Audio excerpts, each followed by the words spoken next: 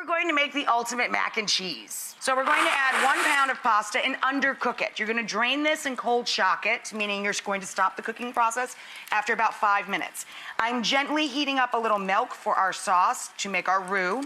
I have browned some bacon. Now I put about a half a pound of meaty bacon in this, and then I dial the heat way back and I let some onions cook until they're low and slow and sweet, cook them out. And then I add a little bit of garlic, because that's how I roll, and I'm the boss of the ultimate mac and cheese in my kitchen. So I'm putting garlic in with my onions. Oh God, it just smells better and better.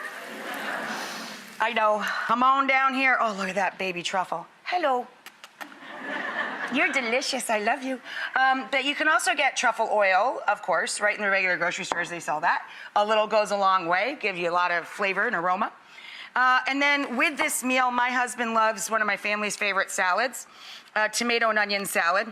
I also had a half a cucumber left, so I used a half a seedless cucumber in this. I'm coring the tomato just by choking up on the bat with your paring knife, taking the top out. I'm gonna seed the tomato, but I'm not precious about this. I just give it a squirt over the garbage bowl. Oh, that's seeded enough, it's fine. Give it a squish, and then we quarter these suckers and just run your knife through. We do not add acid to this in my family. Some people prefer a little balsamic vinegar on this salad. In my family, we've always made it with just good fruity olive oil and salt and pepper, red or black. So the combination of the tomatoes, the crunchy cucumbers, and the onions is lovely, but for me, it's all about the herb mix. I take a fat pile of parsley and a fat pile of mint and coarsely chop this, and those are the only greens in the salad. Good fruity olive oil, salt and red or black pepper, and then basil. In my family, we never put a knife over our basil, we just tear it into the salad. What I want you to remember about tomatoes and basil, they're buddies, right? They love to hang out together.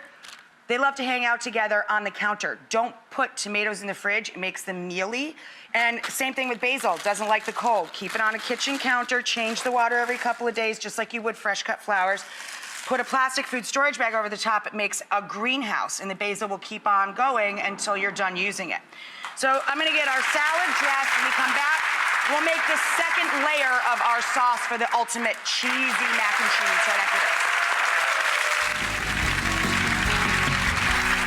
So guys, I thickened up my white sauce. You take the bacon and the onions and the garlic out. You melt butter in the pan. You add an equal amount of flour. That makes your roux.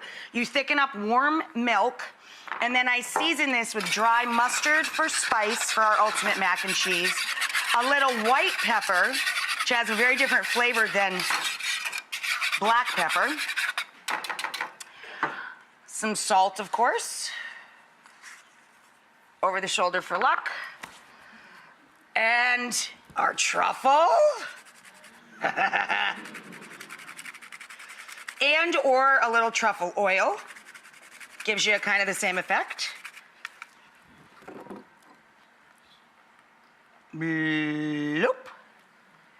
A little hint of nutmeg in anything that's made with milk or cream.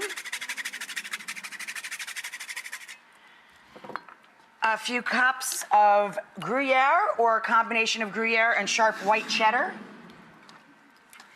Then you stir in your cheeses and let them melt in a figure-8 motion and slide in all of your bacon and onions. I know!